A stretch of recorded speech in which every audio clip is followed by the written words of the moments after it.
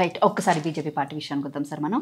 BJP party రీసెంట్గా operation కగా start చేయడం జరిగింది. సో దాదాపు ఇప్పటికి 11 నెలలు కావస్తుంది. సో రేపు వచ్చే మార్చి తోటి అది ఫుల్ఫిల్గా అంటే మార్చిలో మొత్తానికి మావోయిస్ట్ అనేది లేకుండా చేద్దామని చెప్పేసి అని సెంట్రల్ తీసుకున్నటువంటి అభిప్రాయం. రైట్. సో అయితే దీనికి సంబంధించి ఏదైతే ఇక్కడ ఛత్తీస్గఢ్లో ఒక రకంగా ఎస్ఐపి ఉంటే ఇటు ఆంధ్రప్రదేశ్లో ఒక రకంగా ఉంది అండ్ మోర్ ఓవర్ తెలంగాణలో ఇంకొక రకంగా ఉంది. సో చాలా సెన్సిటివ్గా చూస్తున్నటువంటి అంటే ఇక్కడ గవర్నమెంట్ ఏదైనా కావచ్చు, కాంగ్రెస్ కావచ్చు, బీఆర్ఎస్ కావచ్చు, లేకపోతే బీజేపీ కావచ్చు, కానీ అంత ఈజీగా తెలంగాణలో ఎన్కౌంటర్స్ అనేవి అయితే జరగట్లేదు. ఎక్కడో ఛత్తీస్గఢ్లో ఉన్న వ్యక్తిని ఇక్కడ ఆంధ్రప్రదేశ్లో వస్తుంటే ఎన్కౌంటర్ చేయడానికి అసలు ఏ రకంగా చూస్తారు? ఇప్పుడు ఎండ్ ఆఫ్ ది డే లొంగిపోమని ఎప్పటి నుంచో చెప్తున్నారు గవర్నమెంట్. లొంగిపోతే ఏ బాధలు ఉండవు.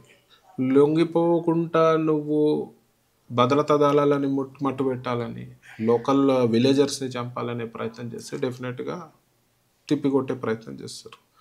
ఆ రకంగానే ఏ ఇష్యూస్ అయినా జరిగినాయి. అంటే పోలీసులు బేసిక్గా ఎన్కౌంటర్స్ అనేవి ఎప్పుడు జరపాలి అంటే అవతల వాళ్ళు కాల్పులు జరిపినప్పుడు వీళ్ళు కూడా వాళ్ళ ప్రాణ రక్షణ కోసం 100% జరిగినట్టు ఎవిడెన్స్ లేదు కదండి. నక్సలైట్లదే హెవీ ఆర్మ్స్, హెవీ అమ్యునైజేషన్ ఉంది, ఇవాళ హెవీగా ఉన్నది.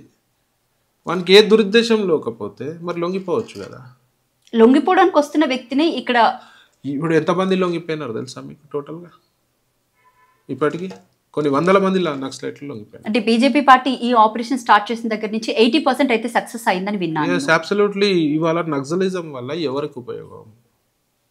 ఇవాళ నక్సలిజం వల్ల ఎవరికి ఉపయోగం? ఎవరికి ఉపయోగం లేదు. వాళ్ళ అమాయకుల ప్రాణాలని ఊర్లలో వాళ్ళ మాటిననే వాళ్ళని చంపడం జరుగుతుంది, అమాయక పోలీసులను చంపడం జరుగుతుంది, ఈ భద్రతా దళాలను చంపడం జరుగుతుంది. సో వాళ్ళ వల్ల ఉపయోగం లేదు. లొంగిపోమని అంత క్లియర్గా స్టేట్మెంట్, పెద్ద ఎత్తున ఆపరేషన్ జరుగుతుంది, ఎవరు కూడా ఉండరు. లొంగిపోవడానికి వస్తున్న వ్యక్తిని లొంగిపోవడానికి ఇంతమంది లొంగిపోయినప్పుడు వాళ్ళు ఎవరిని ఏం చేయను, ఒక్క ప్రత్యేకంగా ఈయనని ఎందుకు చంపుతారు? గతంలో ఒక 6 నెలల క్రితం కూడా తెలంగాణకి సంబంధించి 6గురిని ఛత్తీస్గఢ్లో మట్టు పెట్టడం కూడా జరిగింది. నేను ఏం చెప్తున్నా అంటే ఇప్పుడు 100 మంది లొంగిపోయారు, మన కూడా ఛత్తీస్గఢ్లోనే లొంగిపోయినారు.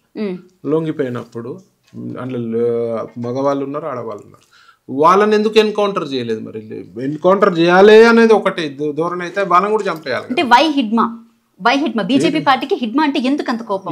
ఎవరు కోపం కాదు, లొంగిపోమనే అవకాశం ఇచ్చినాము. ఎవరు కూడా లొంగిపోనికి రాలేదు, లొంగిపోనికి అనేది రాలేదు. ఆయన ఒక పెద్ద మావోయిస్ట్ నాయకుడు, డెఫినెట్గా ఆయన లొంగిపోతాడని మేము అనుకోలేదు. డెఫినెట్గా ఆయన పెద్ద ఎత్తున ప్లానింగ్ తోటి వచ్చింది. రైట్. అసలు బీజేపీ పార్టీ స్టాండ్ ఏంటి సార్? అంటే ఫస్ట్ నుంచి కూడా తెలంగాణ రాష్ట్రంలో కానీ ఏ రాష్ట్రంలో అయినా కూడా ఓన్లీ హిందువులేనా లేకపోతే మిగతా కమ్యూనిటీ వాళ్ళు కూడా ఉన్నారా? అసలు హిందువులేనా మిగతా కమ్యూనిటీలో ఉన్నారా అంటే ఎన్ని స్కీమ్స్ వేరే మతాల వాళ్ళకి పోతున్నాయి చెక్ చేసుకోండి. ఒకటి అన్నిటికీ మించి ఒక్క స్కీమ్ చాలు ముస్లిం సోదరిమణులకి. త్రిబుల్ తలాక్ చట్టం చాలు వాళ్ళ జీవితాలను మార్చేసి. మేము ముస్లింలకు అవుట్రైట్ సపోర్ట్ చేస్తామనే కాంగ్రెస్ మరి ఇన్నేళ్ళలో ఎందుకు తేలేకపోయింది ఇట్లాంటి చట్టాన్ని? అంటే ముస్లిం సోదరిమణులు అండ్ ముస్లిం కమ్యూనిటీలో ఆడవాళ్ళు మనుషులు కాదా? ఎలా కూరలు ఉప్పు ఎక్కువైందని తలాక్ ఇచ్చిన సంఘటనలు చాలా జరిగినాయి. చిన్న చీరిపియో డ్రెస్ ఇప్పి అంటే నేను ఇప్పియాను అని చెప్పి తలాక్ ఇచ్చిన సంఘటనలు జరిగినాయి. బయటికి పోదామంటే తలాక్. అంటే ఎంత అభద్రతా భావంతో వాళ్ళు ఉన్నారంటే ముస్లిం సోదరిమణులు. మోదీ గారు త్రిబుల్ తలాక్ చట్టం తేక ముందుకి you can see many incidents in whole city. చిన్న చిన్న కారణాన్ని ఫోన్లో చెప్పేసినారు తలాక్. మరి అట్లాంటి పరిస్థితుల్లో ఇవాళ త్రిబుల్ తలాక్ చట్టం తెచ్చి ఇవాళ ఒక భరోసా, ఒక సేఫ్టీ, ఒక లైఫ్ ఇచ్చిన మోదీ గారు బీజేపీ అంటే ఏంది?